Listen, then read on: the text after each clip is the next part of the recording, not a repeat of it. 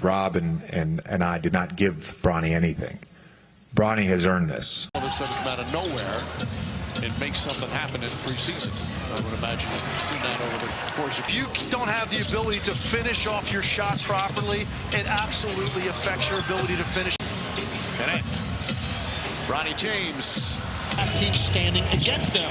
These two teams in front of us are on that short list.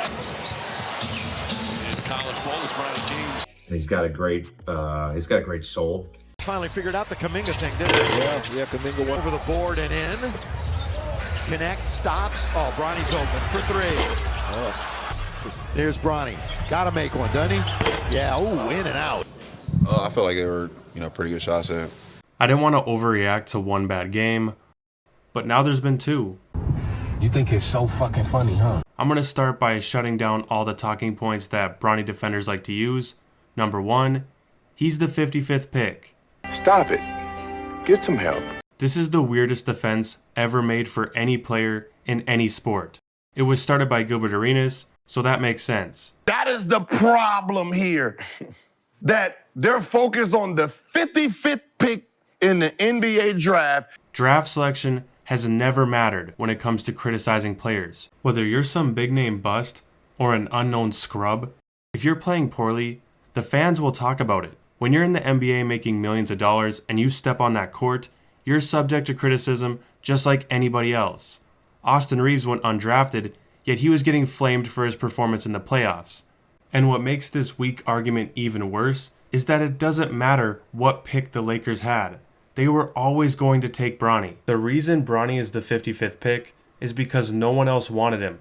But if the Lakers had the 31st pick, they still would have picked Bronny. No matter what, they were going to take Bronny.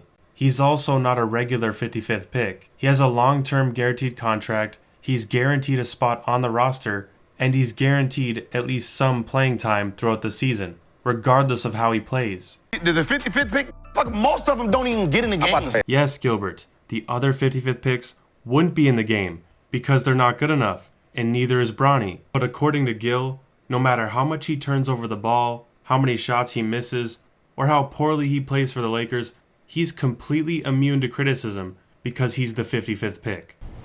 Why are you the way that you are? I guess we just have to watch games like this.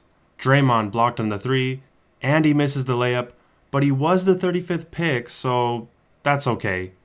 Steph was drafted 7th in 2009. You have to make that shot as the 7th pick. I mean, he was the 7th pick, only 6 other players before him. See how stupid that sounds? Anyway, number 2. He had a heart attack. That was obviously very tragic. Glad he made it out okay and that he's alive and healthy. Not sure what that has to do with earning his place in the NBA or his basketball career now, though. And number 3, it just doesn't matter. Who cares? While the Lakers need depth, defense, and shooting, Bronny is taking up a roster spot and provides none of that. He's taking up cap space and doesn't help the team in any way. He's a net negative when he's on the court, but he will continue to get minutes since he's LeBron's son, and LeBron hired the coach. Teams are hit with injuries every year, and even rotational players make a difference. The Thunder, Pacers, Knicks, and Celtics have a lot of depth, and nearly every player has a major skill or role they can provide when needed. Bronny does not.